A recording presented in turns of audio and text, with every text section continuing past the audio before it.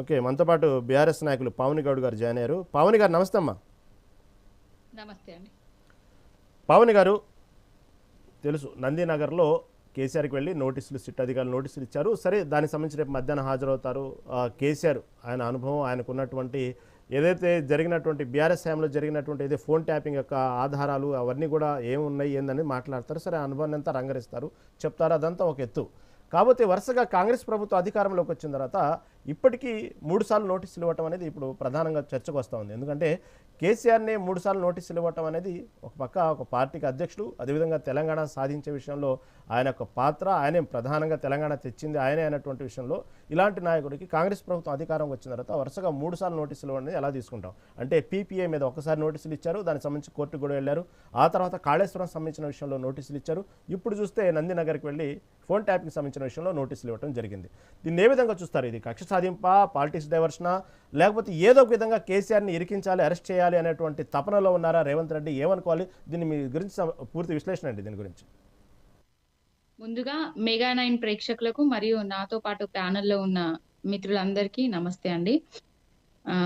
ఇదేంటంటే రేవంత్ రెడ్డి కాంగ్రెస్ పార్టీ తమ వైఫల్యాలను కప్పిపుచ్చుకునేందుకు శిఖరమంతా ఉద్యమ నాయకుడి మీద, శిఖరమంతా ఉన్న నాయకుడి మీద బురద జల్లే ప్రయత్నం చేస్తున్నారు. అంతే తప్ప దీంట్లో ఎలాంటి అంటే రాజకీయ దురుద్దేశంతో మాత్రమే విచారణ పేరుతోటి, నోటీసుల పేరుతోటి కాలయాపన చేస్తున్నాడు తప్ప ఇంకొకటి ఏం లేదు. ఆనాడు చెప్పిండు, అధికారంలోకి రావడానికి చెప్పిండు, అధికారంలోకి వచ్చిన తర్వాత కూడా చెప్పిండు, కేసీఆర్ గారి ఆనవాళ్లు లేకుండా చేస్తా, కేసీఆర్ గారి మీద బురద జల్తా అని చెప్పకనే చెప్పిండు. అదే చేస్తున్నాడు. పాలనా వైఫల్యం కప్పిపుచ్చడానికి 420 హామీలను, 6 గ్యారంటీలను ప్రజలకు ఇచ్చే ఉద్దేశం లేక దురుద్దేశంతో మాత్రమే మా నాయకుడు బీఆర్ఎస్ పార్టీ అధ్యక్షులు గౌరవనీయులు బాపు కేసీఆర్ గారిని విచారణ పేరుతోటి ఆల్రెడీ 3 సార్లు ఇట్లనే జరిగింది, ఇప్పటికీ జరుగుతూనే ఉన్నది. సిట్టు అంటున్నారు, ఫోన్ ట్యాపింగ్ అంటున్నారు. 2 సంవత్సరాల నుంచి దాదాపుగా ఇప్పుడు 3 సంవత్సరాలు అవుతుంది. 3 సంవత్సరాల నుంచి ఏమీ చెప్పలేకపోయినరు. అంటే ఆధారాల కోసమే విచారణ పేరుతోటి ఆయనని పిలుస్తున్నారు తప్ప ఇంకొకటి లేదు. ఎలాంటి ఆధారాలు లేవు. అసలు ఫోన్ ట్యాపింగ్ కును ముఖ్యమంత్రి గారికి సంబంధం ఉంటదా? సంబంధం ఉంటే ఈ 2 ఏళ్ల నుంచి ప్రస్తుత ఏదైతే గద్దెనెక్కి కూర్చున్నారో కాంగ్రెస్ పార్టీ ముఖ్యమంత్రి గారు ఇప్పటి వరకు కూడా ఎందుకు బయట పెడతలేరు?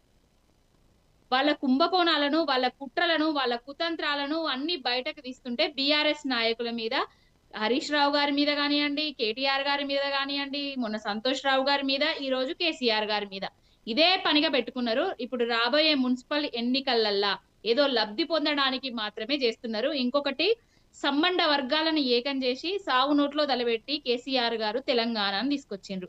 తెచ్చిన తెలంగాణను 10 ఏళ్ల పాటు అగ్రగామిలో, దేశంలోనే అగ్రగామినగా నిలిపిండ్రు. ఆయన చరిత్రను ఆయనను ఏదో మకిలి చేద్దామని చేస్తున్న వెకిలి చాష్టలు, రేవంత్ రెడ్డి చేస్తున్న వెకిలి చాష్టలు తప్ప ఇంకొకటి ఏం లేదు.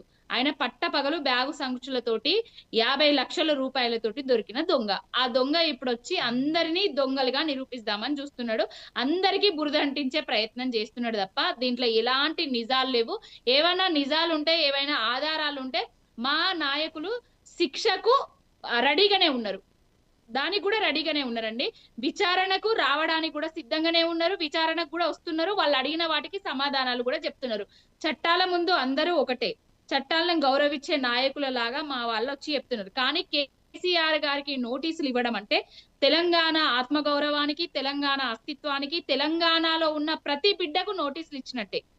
ఎందుకంటే నిలువెత్తు శిఖరం కేసీఆర్ గారు, తెలంగాణను తెచ్చిందే కేసీఆర్ గారు. ఆ శిఖరాన్ని, ఆ చరిత్రను తుడిపేద్దామని చూస్తున్నాడు రేవంత్ రెడ్డి.